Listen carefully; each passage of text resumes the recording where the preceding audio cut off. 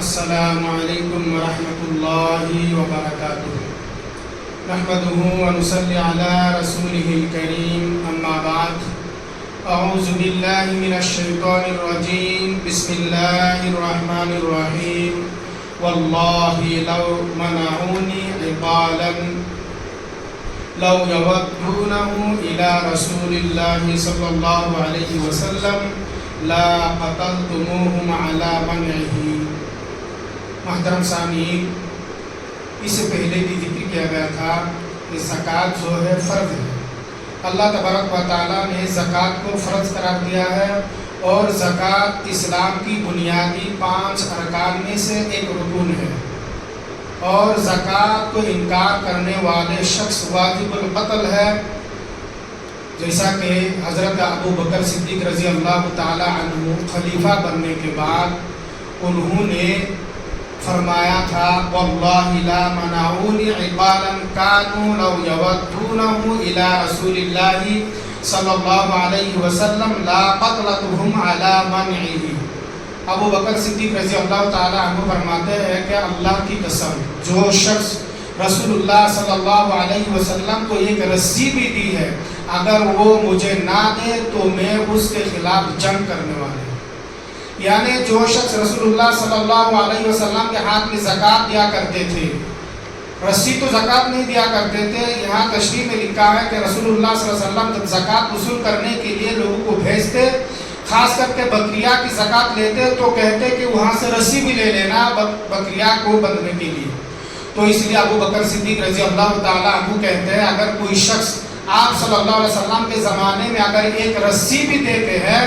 اگر میرے ہاتھ میں نہ دے تو میں اس کے خلاف جنگ کروں گا۔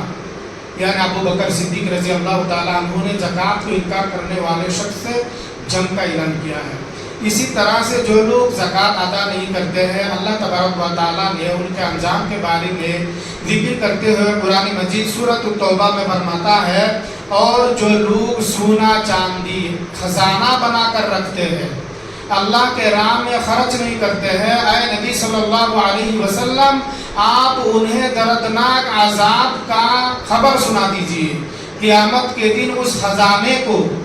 آتش جہنم میں تپا کر کے ان کے پیٹھ میں، ان کے پیشانی میں، ان کے پہلو میں داغی جائے گی، اور کہا جائے گا وہی یہ خزانہ ہے جو تم نے جمع کر کے رکھتا تھا، یہی وہ مال ہے جو تم نے جمع کر کے رکھتا تھا۔ یعنی اللہ تبارک و تعالیٰ نے اس آیت کریمہ میں فرماتا ہے، جن لوگوں پر زکوٰۃ فرض ہو چکا ہو، اگر وہ زکوٰۃ ادا نہیں کرتے، اس مال کو اچھی طرح سے محبت کر کے جمع کر رکھتے ہیں، تو ان مالوں کو کل قیامت کے دن جہنم کے آگ میں گرم کیا جائے گا، تپائے جائے گا، اور گرم کرنے کے بعد اس شخص کے پیشانی میں، ان کے پیٹھ میں، ان کے پہلو میں داغا جائے گا، اور کہا جائے گا یہی وہ مال ہے جو تم نے جمع کر کے رکھتا تھا۔ اسی طرح سے بخاری کی ایک حدیث ہے، حضرت ابو ہریرہ رضی اللہ تعالیٰ عنہ فرماتے ہیں کہ اللہ کے نبی صلی اللہ علیہ وسلم نے ارشاد فرمایا کہ اللہ تبارک و تعالیٰ نے جس شخص کو مال و دولت عطا کیا ہے، اور اس شخص نے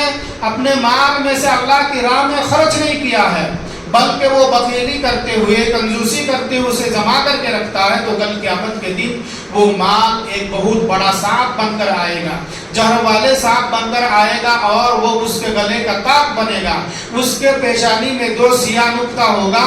اور وہ سانپ اسے اس کے جبڑے میں پکڑ کر کہے گا، میں ہی تیرا وہ خزانہ ہوں، میں ہی تیرا وہ مال ہوں جو تو نے جمع کر کے رکھا تھا۔ محترم سامعین، آج کی اس مختصر درس سے ہمیں اور آپ کو جو بات معلوم ہوا ہے وہ یہ ہے کہ زکوٰۃ فرض ہے، اور زکوٰۃ اسلام کی بنیادی 5 ارکان میں سے ایک رکن ہے۔ یہاں تک کہ یہ بھی معلوم ہوا جو لوگ زکوٰۃ انکار کرے گا، اللہ حضرت ابو بکر صدیق رضی اللہ تعالیٰ عنہ نے ان کے خلاف جنگ کا اعلان کیا۔ اسی طرح سے بھی معلوم ہوا جو لوگ سونا چاندی کو خزانہ بنا کر جمع کر رکھتے ہیں، زکوٰۃ ادا نہیں کرتے ہیں، اللہ کے راہ میں خرچ نہیں کرتے ہیں، تو اس خزانے کو قیامت کے دن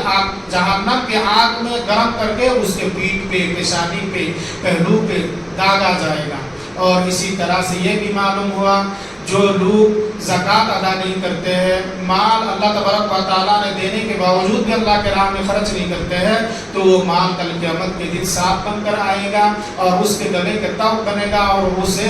کیا کرے گا، اس کے چہرے پہ کاٹے گا، اس کے جبڑے میں پکڑ کر کہے گا میں ہی تیرا وہ مال ہوں، وہ خزانہ ہوں جو تو نے جمع کر کے رکھتا تھا۔ لہٰذا ہمیں اور آپ کو چاہیے کہ ہم اس اسلام کی ارکان کی جو یہ رکن ہے اس کو مانتے ہوئے، اقرار کرتے ہوئے جن لوگوں پر زکوٰۃ فرض ہو چکا ہے وہ اپنی مال کی زکوٰۃ ادا کریں۔ اللہ تبارک و تعالیٰ سے دعا ہے کہ اللہ تعالیٰ ہم تمام کو زکوٰۃ ادا کرنے کی توفیق عطا فرمائے۔ اللہم آمین یا رب العالمین۔ سبحانک اللہم و بحمدک، اشہد ان لا الہ الا انت، استغفرک و اتوب الیک۔